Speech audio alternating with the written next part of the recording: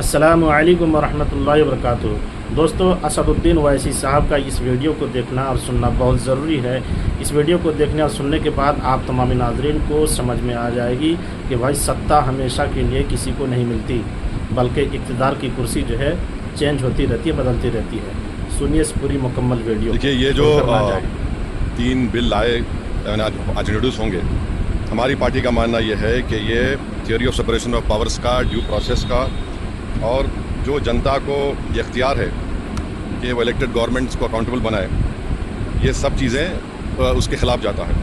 Separation of powers आप देख लीजिए कि एग्जीक्यूटिव एजेंसीज़ को फ्री रन मिल जाएगा कि वो खुद जज, जूरी और एग्जीक्यूशनर हो जाएंगे, और मुख्यमंत्री को हटाना है तो असेंबली में हटाते हैं।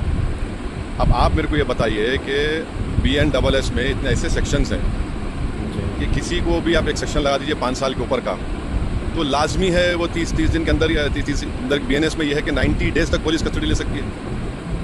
तो ये मेरे ख्याल से ये 1930 का गेस्टापो मूवमेंट हम भारत में देख रहे हैं कि जिस तरह वहाँ जर्मनी, उस वक्त की जर्मनी में गेस्टापो को बनाकर एक पुलिस स्टेट बना दिया गया। अब चीफ मिनिस्टर अकाउंटेबल नहीं होगा जनता को, बल्कि चीफ मिनिस्टर अकाउंटेबल होगा इन्वेस्टिगेटिंग एजेंसीज को। हमारे देश में SI से लेकर, इंस्पेक्टर से लेकर, ACP बोलिए, DYSP बोलिए, DCP बोलिए, एडिशनल CP, CP, DGP तक कौन बनाता है इनको? रूलिंग पार्टी बनाती है। IT के ऑफिसर कौन बनाता है? ED के, CBI को रूलिंग पार्टी बनाती है। आप बताइए फिर कहाँ इंडिपेंडेंस रहेगा इन लोगों का? आप कैबिनेट के 6-7 लोगों को केस लगाइए, 30 दिन डालिए अंदर जेल में, गवर्नमेंट गिर गई उनकी। तो ये असल मकसद वो है, ये अनकॉन्स्टिट्यूशनल। अच्छा, उस बिल में ये भी है कि प्राइम मिनिस्टर को कौन अरेस्ट करेगा? प्राइम मिनिस्टर को बताइए। और प्राइम मिनिस्टर, ये उसमें उस बिल में कह रहे हैं, प्राइम मिनिस्टर के बिल में कह रहे हैं कि प्रेसिडेंट करेगा। अरे भाई, संविधान में हमने लिख दिया कि the president will act on the aid and advice of the council of ministers. ये उसका कॉन्ट्रडिक्शन। दूसरा, गवर्नर को आप इख्तियार दे रहे हैं, गवर्नर आप अपॉइंट करते हैं। तो ऑल इन ऑल ये हमारी डेमोक्रेसी के लिए, ड्यू प्रोसेस के लिए, बल्कि भारत को एक पुलिस स्टेट बनाने का काम BJP सरकार करना चाहती है इन तीनों बिलों के जरिए, जिसकी हम पुरजोर इसकी मुखालिफत करेंगे। और ये अनकॉन्स्टिट्यूशनल है, ये बिल्कुल अनकॉन्स्टिट्यूशनल है। आप हर चीज़ आपके हाथ में, सेंट्रलाइज आप अपने हाथ में कर रहे हैं। मैंने आप भी कैन चूज करेंगे, और BJP ये भूल रही है कि कब तक सत्ता में रहेंगे आप। कभी ना कभी तो निकलेंगे ना।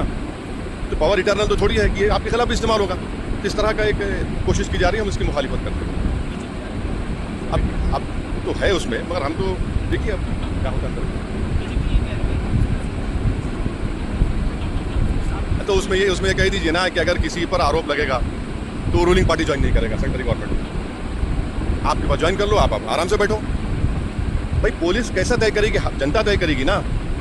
जनता तय करेगी। जनता मुझे क्यों इलेक्ट करती है कि मैं 5 साल के लिए जाऊं? और अगर मैं अकाउंटेबल हो जाऊंगा, एजेंसीज को अकाउंटेबल नहीं होगा जनता को, तो किसका नुकसान होगा इसमें? अच्छा, कहाँ है इंडिपेंडेंस, कहाँ है पुलिस का? एक सेक्शन लगा दीजिए, सेडेशन नहीं है, मगर एक सेक्शन है BNSS में